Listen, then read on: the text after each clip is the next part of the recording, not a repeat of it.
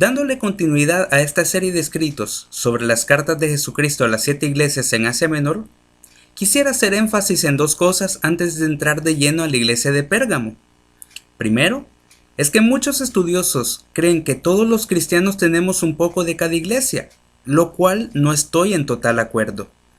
De la misma manera que Pablo escribía cartas confrontando las debilidades de los destinatarios y elogiando sus logros, no debemos olvidar que las iglesias en Apocalipsis fueron reales, existieron en verdad y enfrentaron los problemas y tribulaciones que Apocalipsis describe.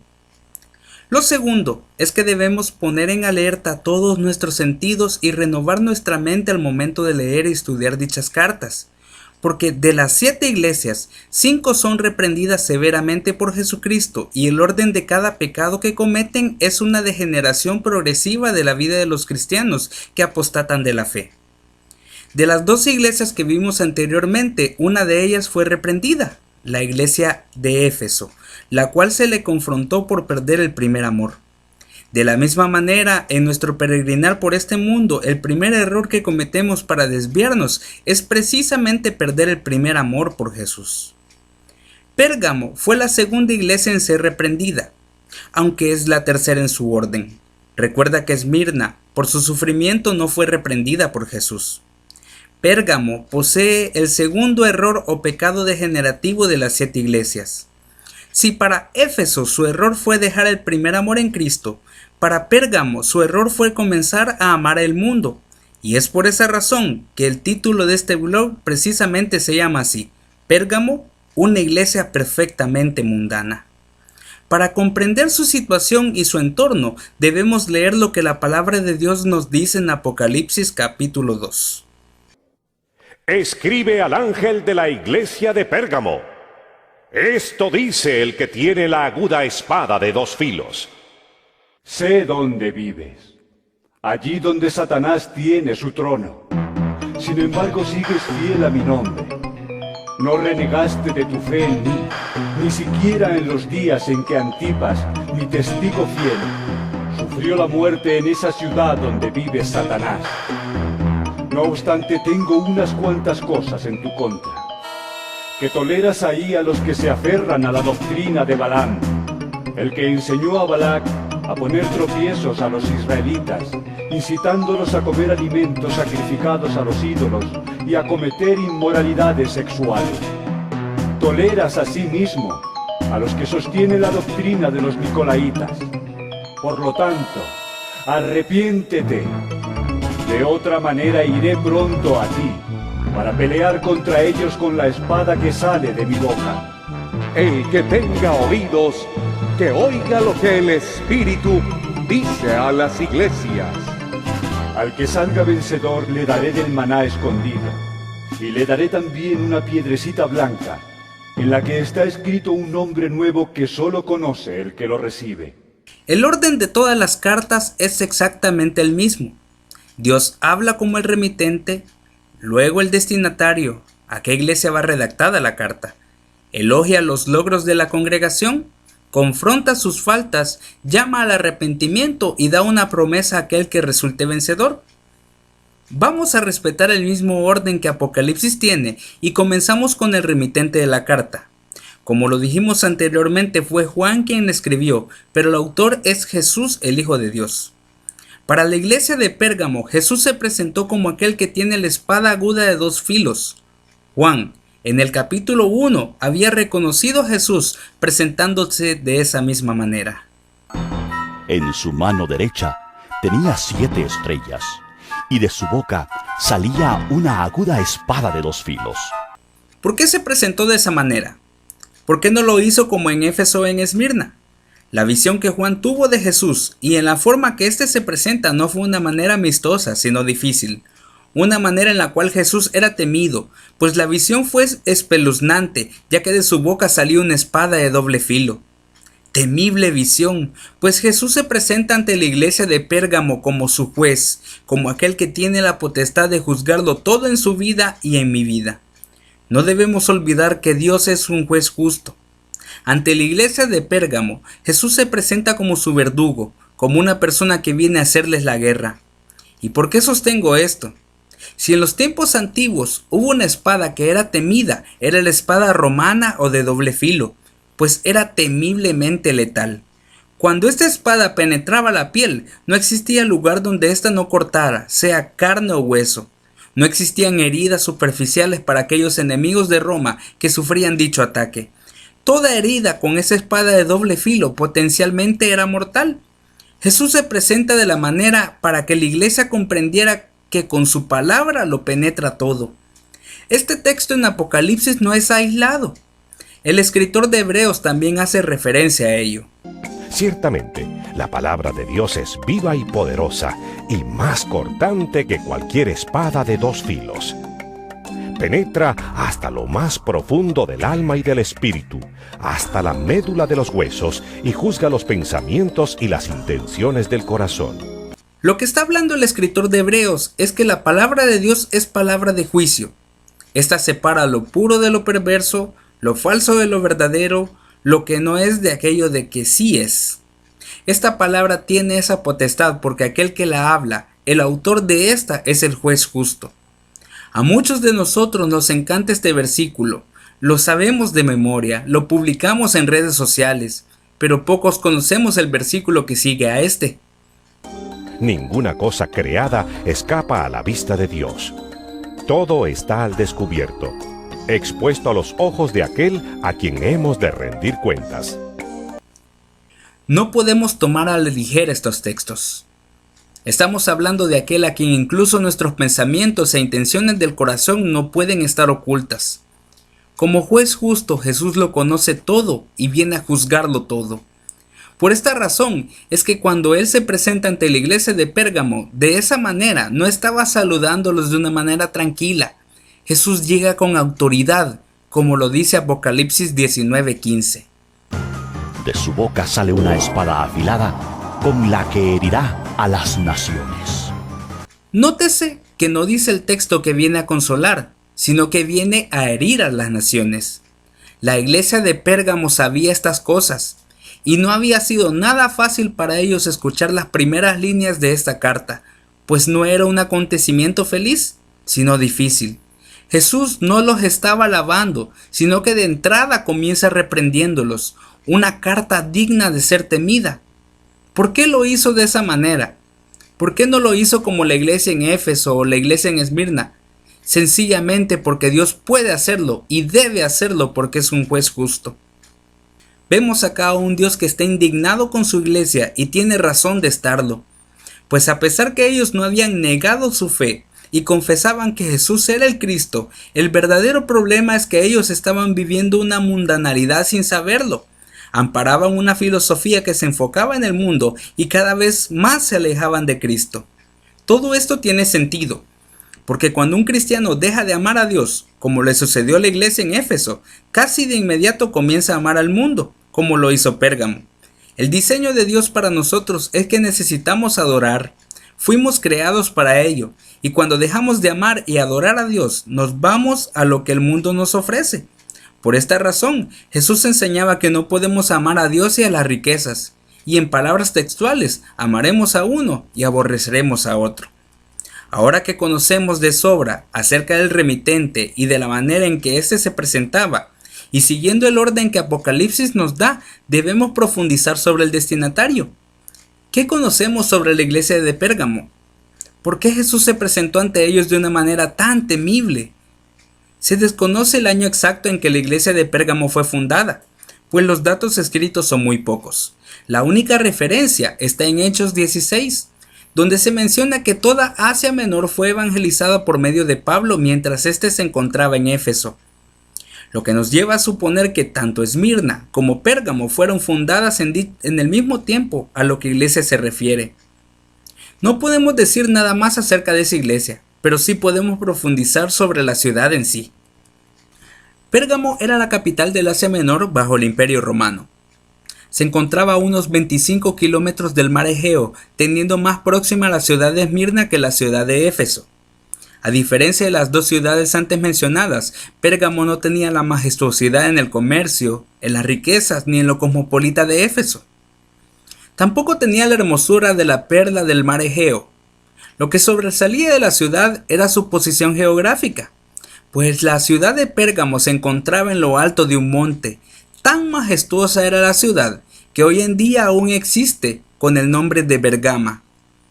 Fue gracias a su ubicación que la ciudad cobró fama, pues prácticamente podía verse toda Asia Menor desde Pérgamo, y todos, dondequiera que se encontraran, podían ver la ciudad también. Fue Plinio el Joven quien llamó a Pérgamo la ciudad más distinguida de toda Asia Menor. Y el distintivo no era para menos. Si en algo Pérgamo fuera famosa, fue por albergar al mayor porcentaje de personas intelectuales de la época. Albergaba la segunda biblioteca más grande del mundo conocido después del Faro de Alejandría, con más de 200.000 volúmenes, todos escritos a mano. Fue por esa razón que a la técnica de escribir sobre cueros de pieles de animales se le denominó pergamino, porque fue en Pérgamo donde se perfeccionó la escritura. La ciudad albergaba una de las escuelas más importantes de medicina, donde Galeno, el segundo médico más famoso de la historia, nació y se formó como tal. Pero lo más importante de la ciudad no fue su ubicación geográfica, ni su biblioteca, ni sus universidades atestadas de gente intelectual.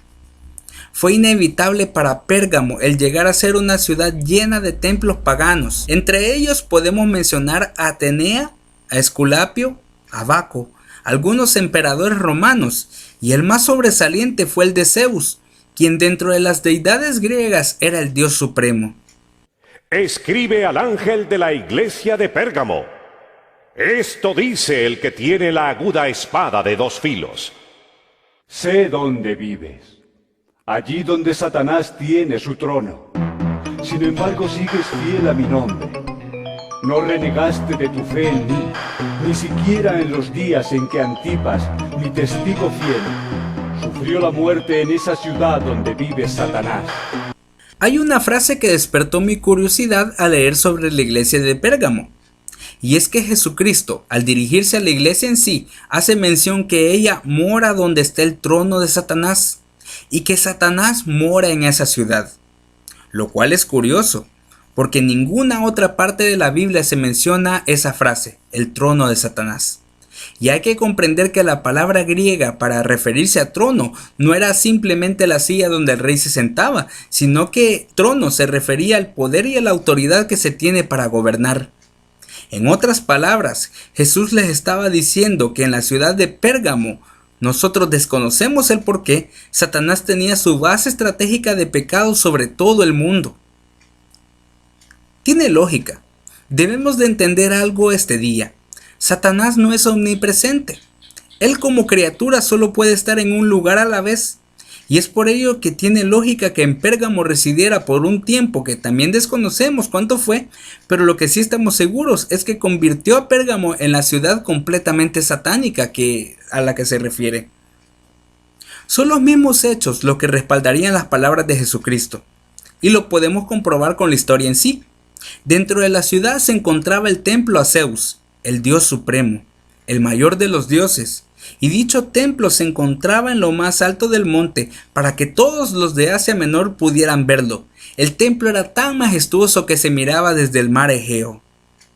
En ese tiempo y en ese lugar en la historia no había templo más grande, más lujoso y más magnífico dedicado a Zeus como el templo en que se encontraba en Pérgamo. Muchos estudiosos opinan que no solamente fue por el templo de Zeus, sino que también en Pérgamo existía un lugar de adoración a Dionisio, o mejor conocido como el dios del vino o el dios Baco. Este dios se le atribuía ser un dios libertador. Debido a que su atributo era el vino, las personas que idolatraban debían entrar en un éxtasis alcanzado nada más que por la bebida. Pérgamo era una ciudad tan idólatra que no bastaba rendirle culto a Zeus o a Dionisio, sino que también lo hicieron con algunos emperadores romanos.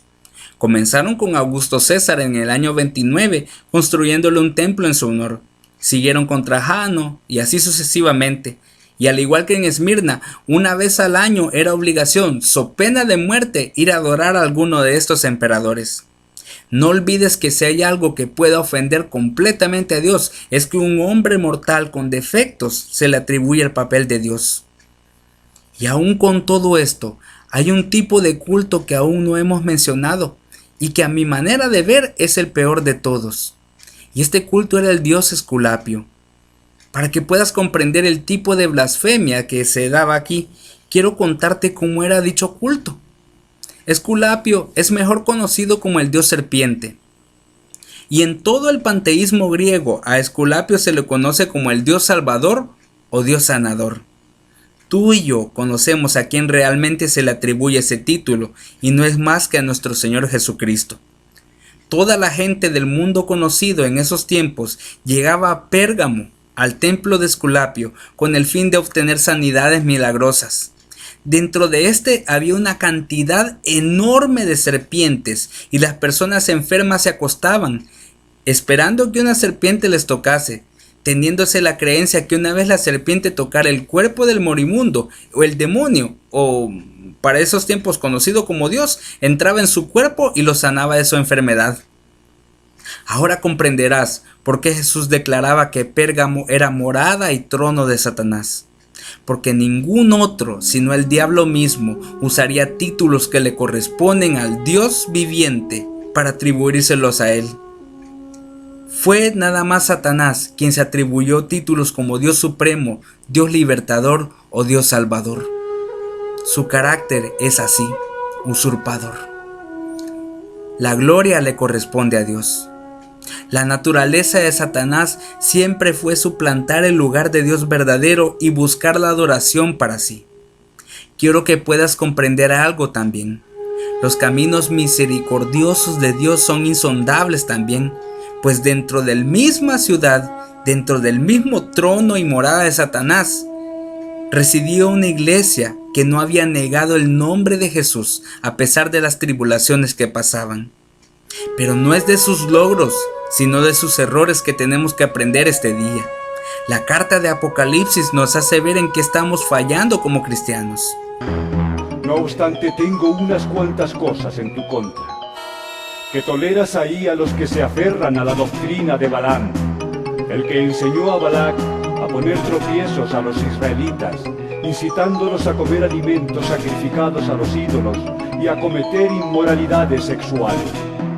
Toleras asimismo a los que sostienen la doctrina de los nicolaitas. Para poder comprender mejor este texto, quiero ponerte un ejemplo. Imagina que vas por la calle y te encuentras con un amigo que ya tenías un buen tiempo sin verlo. Después de saludarlo, de abrazarlo, de sonreír y en plena plática él te pregunta: por ahí me enteré que tienes un perro en tu casa, ¿es verdad? ¿Qué conlleva esta pregunta? Mi amigo no me está afirmando que nada más tengo un perro en mi casa, sino que por la lógica misma yo consentí su cuidado, su alimentación y que me entretengo jugando con el perro. Pon mucho ojo a esto, porque la queja más grave que Jesús tenía contra Pérgamo era que ellos tenían a los que mantienen la doctrina de Balaam. En pocas palabras, sabían de su existencia dentro de la congregación, aceptaban sus doctrinas y consentían sus obras. Muchos cristianos hoy en día asistimos a las iglesias con el fin de encontrar consuelo, hermandad, apoyo y vivir en comunión con Dios y con nuestros hermanos espirituales. Hay infinidad de congregaciones que se centran en esos aspectos. Pastores que organizan convivios, reuniones para socializar, pero pasan por alto una de las funciones principales de la iglesia y de la congregación en general.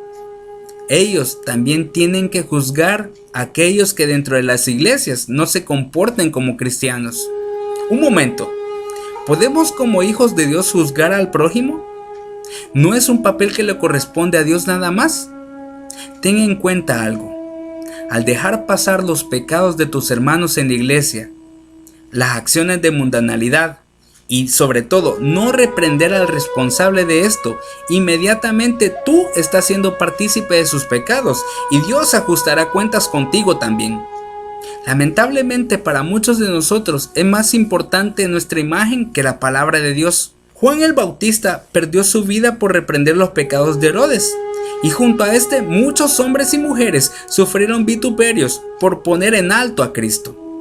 Posiblemente pensarás, Dios va a juzgar la vida de aquellos a quien le deshonren. Y permites que esta clase de personas libremente se desenvuelvan, Bienvenido, te has convertido en Pérgamo. Estás amando al mundo y consintiendo sus deleites. Y es que ese tipo de personas siempre estarán hasta en los mejores lugares. Ocuparán los puestos de importancia, pero no por ello debes de dejar de reprenderlos cuando ellos cometan errores y también ser humilde tú cuando tú seas confrontado por los tuyos. Por lo tanto, arrepiéntete. De otra manera iré pronto a ti, para pelear contra ellos con la espada que sale de mi boca. Jesús les exhortó a los de Pérgamo a arrepentirse de sus acciones, si no, él mismo iría y pelearía en contra de ellos. La pregunta que te dejo este día es, ¿cuánto tiempo vamos a esperar para reflexionar en nuestras acciones y poner por obra la palabra de Dios? Dios te bendiga.